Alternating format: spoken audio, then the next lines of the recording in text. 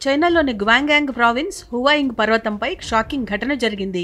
Blade rock పర్యాటక ప్రదేశంలో 130 అడుగుల కొండ శిఖరం వద్ద సెల్ఫీ తీసుకుంటూ పర్యాటకుడు జారిపడ్డాడు.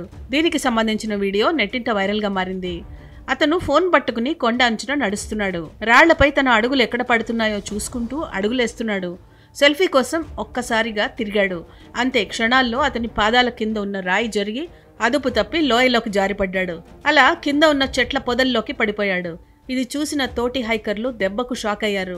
కేకలు పెడుతూ కొండ అంచున పరుగులు పెట్టారు. కానీ పడిన వ్యక్తి అడవిలో పడటంతో తీవ్ర గాయాలేవి కాకుండానే సురక్షితంగా బయటపడ్డాడు. ఈ విషయాన్ని ఆ పర్యాటకుడు సోషల్ మీడియా ప్లాట్ఫామ్ వీచాట్ లో పోస్ట్ చేశాడు. చచ్చిపోతాననే అనుకున్నా కానీ ఆ పర్వత దేవతలే నన్ను ఆశీర్వదించాయి. చాలా అదృష్టవంతుడిని. 40 మీటర్ల ఎత్తైన కొండపై నుంచి పడి 15 మీటర్ల వాలుపైకి దొర్లాను అని రాసుకొచ్చాడు. ప్రమాదం జరిగిన బ్లేడ్ రాక్ పర్యాటక ప్రదేశం సుందరమైన ప్రాంతం. ఈ ప్రాంతాన్ని దూరం నుంచి మాత్రమే వీక్షించడానికి అనుమతి ఉంది. ఎక్కడానికి అనుమతి లేదని అధికారులు చెప్పారు. హైకింగ్ చేస్తున్నప్పుడు నిబంధనలను పాటించాలని, ప్రమాదకరమైన ప్రాంతాల్లోకి ప్రవేశించకూడదని అధికారులు హెచ్చరించారు.